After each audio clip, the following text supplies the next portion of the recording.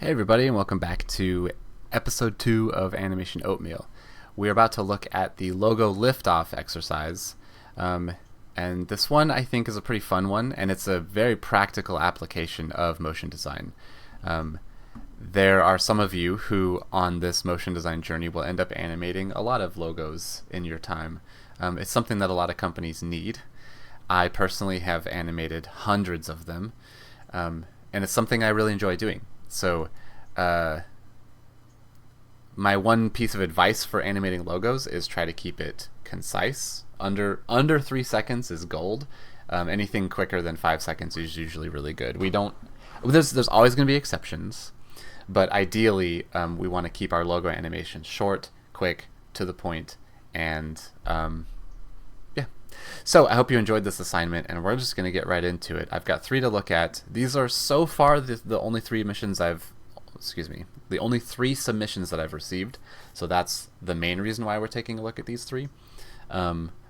But they all have something worth talking about, so let's get to it. The first one is from Michelle. Okay, let's watch it one more time. Okay, so there's a lot going on here that I really enjoy.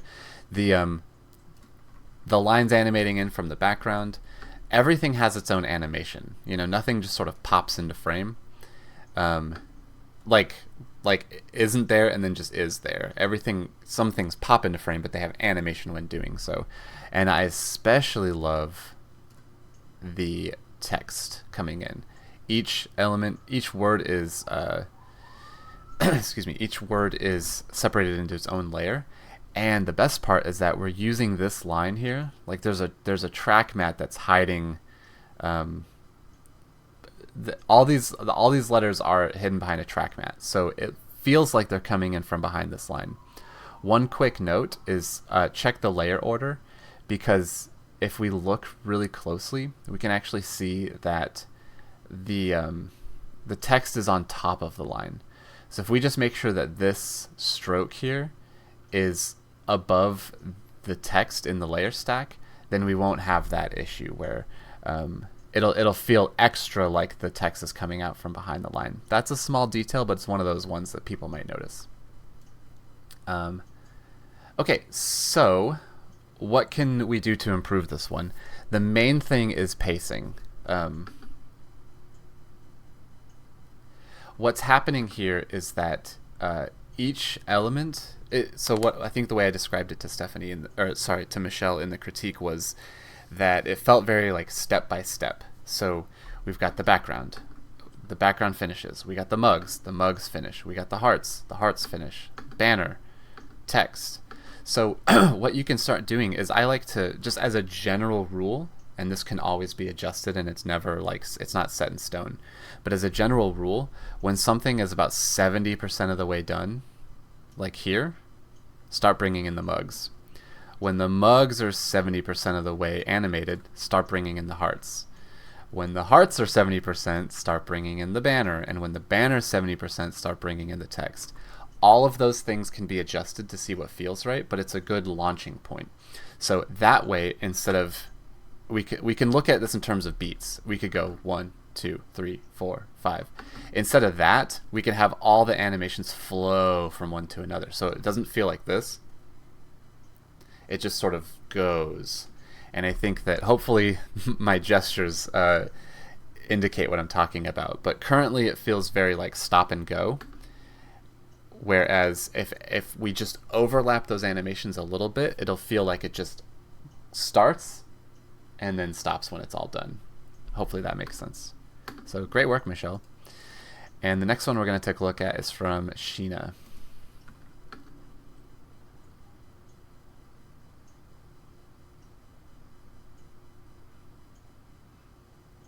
All right, so this one's a little fun. There's this kind of a story being told here. I don't know if these mugs are like, I guess they're kissing because of the name of the company. Maybe this mug didn't want to be kissed. Maybe it didn't like how hard it got hit. But either way, we see a reaction. The mug turns red, it bounces backwards, and it kind of gives a cheeky like, hey. And I love that. I love animation that tells a story, even if that story is super simple. Um, so that's really fun, and I appreciate the fact that Sheena took time to make up a little story here. Um, okay, so overall, the motion's feeling a little slow. It can be really hard to balance moving this, like picking the speed of your animation so that it feels natural. I know when I first started, all of my animation was way too fast. Um, it just sort of like it was either too slow or too fast. It was never it never felt right. If I look back at my very first few projects, it never felt good. It was always too fast. Um, so this particular animation is a little too slow. I think things drag on a little bit too long. Um, I love the curve of this cup, but it doesn't feel like it's coming in with very much force because it's just like instead of like if it swooped in faster, it might have more of an impact, and it might make the reaction feel a little more justified, I guess. Currently, things are moving a little slow, um, especially here. Like once the mug sort of like regains itself, it waits a pretty long time. We're about 80 frames, and it doesn't react until 112 frames. So, I mean, that's like 30 frames where it's just sitting there. And then after that, again, it takes a little while for this one to react. Once this one reacts, we wait for a minute. We see the text come in, and it's sort of like what I was saying about the previous example, is that this comes in, we wait. Then the text comes in, So some of these elements could be blended together. Most of them could be sped up a little bit, and then I think it would start feeling a lot more natural. Love the storytelling. I love the colors. I actually didn't mention that. The colors on the previous example were really nice as well.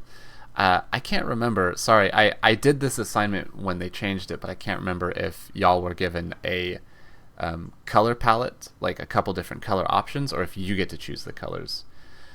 So if you were just given the colors, good job on the frame designers. But if you got to choose the colors, then good job on picking colors that are feeling really nice and working together. Okay, great work. And the last one we're going to take a look at is from Stephanie.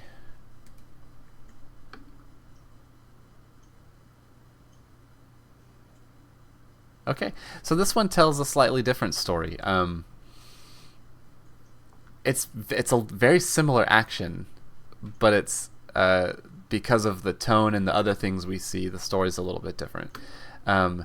This is a great example of starting animation before something finishes. So the background lines are this far animated before we start seeing another element come in. And I think that's really important, again, just to keep flow moving, keep everything going. This one feels like it comes in with a little bit more force. It's a little bit faster. There's overlapped motion when the mug hits this cup, the lips kind of stretch out to make that kiss, and then some really great follow through happens when it bumps this cup, when it bumps the mug on the right.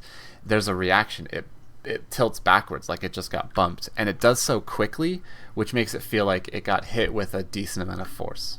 Yeah, it's a very small little tilt backwards, but it helps a lot. It really sells that movement that it comes in with. The mug on the left swings in with a little extra force, taps the other mug, and sends it backwards just a little bit. Now the difference is this one starts blushing, and the touch that I love the most is that the steam happens. I think that's so cute. It's such a great idea. Yeah, so one thing that could be improved about the banner text is, again, especially because the banner animates in from left to right, instead of having the banner come all the way in, stop, and then the text start to come in, because the banner and the text are coming in from left to right, you could bring in the letters M right here. You could have those start to animate in, and the whole thing would just flow from left to right instead of start, stop, start, stop.